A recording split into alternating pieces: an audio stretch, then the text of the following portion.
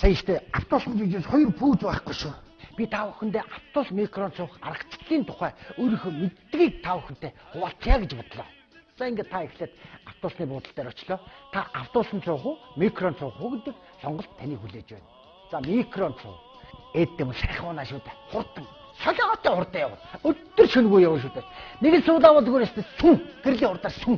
За тэгээд микрон цуухад бол одоо микрогоо хайш явах микрог бол дорн олон шүү дээ. Яагаад тэгэхээр зэрэг манай микроны кондуктор чинь хүнтэйгээ их тулж ажиллана. Явах чиглэлтэй хүнтэйгээ дэрэг гарлаа зогсож шүү дээ. Шар хад 100 гэж зогсож шүү дээ. За тэгээд очлоо.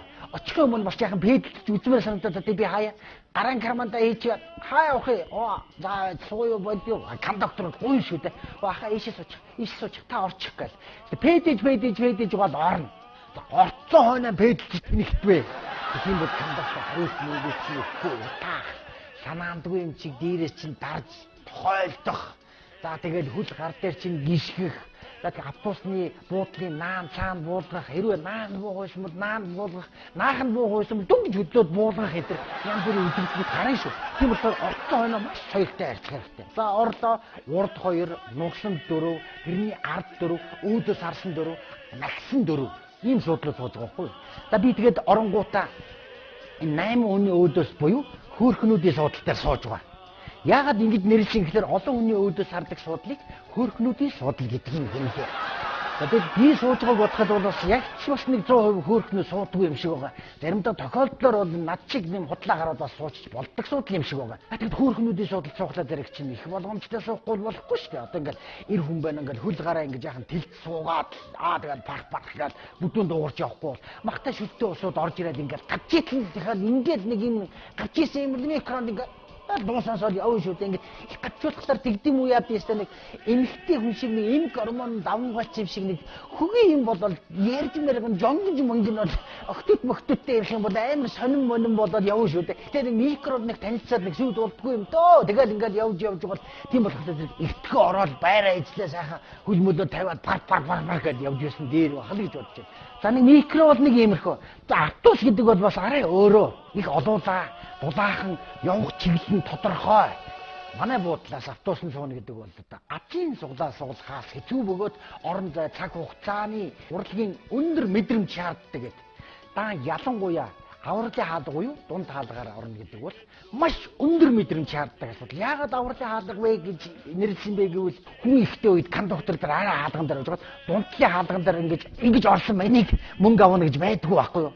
За би та нартай нэг зөвлөгөө өгье. Дундлын хаалгаар орохын тулд автобус ирэхийг яг анаад дундлын хаалга хаана байх вэ гэдгийг яг тааруул зогсох хэрэгтэй. Автобус ир зогслоо, авралын хаалгын харалтаа зогслоо. Жолоочийг харахад яа ингээд нэг автобус суухгүй юм шиг өө шал өөр юм харж мараа шүмэлдэж скэрч явж байна шүү дээ. Жолооч нэлээд удаж тисгүй дээ. Хаалгаа онгойлгонгууд орж болохгүй. Яагаад гэвэл бууз уусах чамайг хамаалгүй. Яг хүмүүс дууслаа ганцхан хоп. Орсон бол дуусаа. За тэгээд орцсон хойно буухад амар дундлын хаалган дээр зогсоод нэг мариулаас өрөө. За тэгээд FM сонсоод явж ирнэ шүү дээ.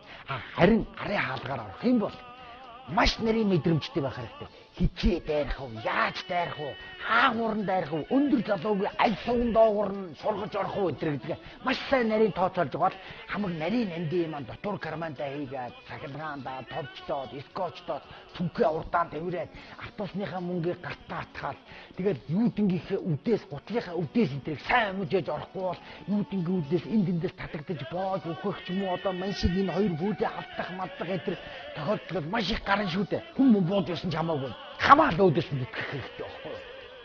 Ороод кондуктор их чимтгэхээс өмнө ганц мөнгө өгөх хэрэгтэй шүү. За орцсон хойноо бол урлагийн сайхан нарийн мэдрэмж бол энд бол хэрэг болно. Ямар сайхан ханхар залууг уурд ингэж яхан налсыгаа сайхан зохиолын дуу сонсоо явах уу? Эсбөгөөс аштайхаа охины хажууд очиж очиод ингээд юм ярихыг оролдох бас янз бүрийн их мэдрэмжүүд их шаарддаг дээ шүү дээ. Орчингууд хоёр гараа өргөж явахгүй бол мань мэд чиг тийм дятан муутай гарууд чинь хавь оройхоо улсуудад карманы улгаа чимэлгайдаа үл итэг эсгэдүүд нэрдүүс болчихгүй шүү дээ. За хэрвээ суудлал олдох юм бол цонхон талын суудлал цуухаараа. Цонхон талын суудлал цуучаа бодлоо Улаанбаатарын гудамжийг хараа. Өөр юу ч бодохгүй ардаа юу ч болж ирсэн нэгнийг авч ирсэн зэрэг харж байна. Тэгэхгүй бол өвөө эмээнэр чамайг таягдаад босгоч. Тэгэхгүй байсан гэсэндээ өө эмээ нар чинь худлаа ёолох, одоогийн залуучуудын соёлгүй гайхах, хингитэл санаа алдах, таягаараа санаандгүй мэтэр яврах, тэгээ эргэлтэн дээр өвөр дээр өсөрч буух гэдэг ингээд суудлаа хорлохыг бол утгатай хийн шүү дээ.